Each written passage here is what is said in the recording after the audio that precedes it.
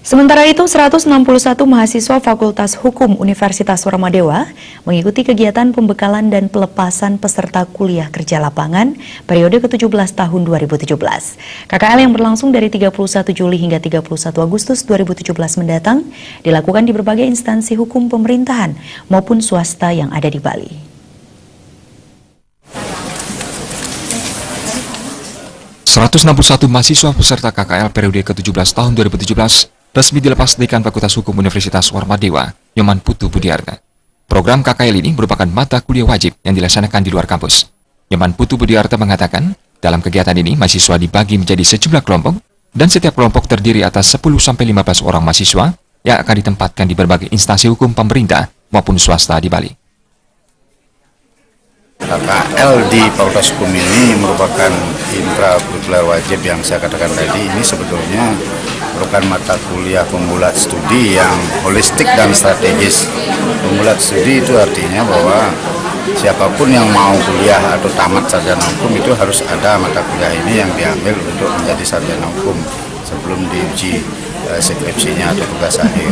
Kemudian holistik ini dimaksudkan bahwa di samping mata kuliah ini adalah mata kuliah pembelajaran atau pendidikan, berisi juga pengabdian kepada masyarakat sekaligus penelitian. Jadi ada pendidikan pengajaran, pengabdian sekaligus juga penelitian. Itulah sebabnya ya disebut holistik.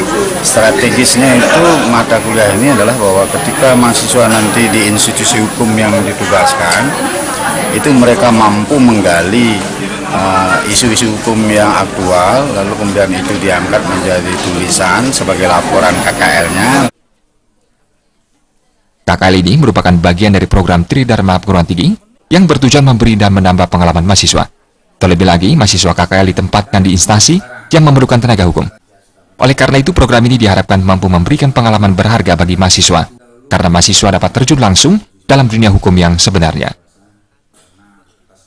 KKL ini sebetulnya adalah berkaitan dengan karakter keilmuan ilmu hukum yang khas, sui generis, dan juga saya sebut sebagai ilmu yang normologis. Artinya bahwa ilmu yang bagaimana norma itu dibuat, dipahami, norma itu dilaksanakan, norma itu ditegakkan, maka ilmu hukum sebetulnya adalah ilmu yang terapan, ilmu terapan. Karena ini ilmu terapan, makanya di Fakultas Hukum itu ada laboratorium praktek peradilan, praktek non peradilan.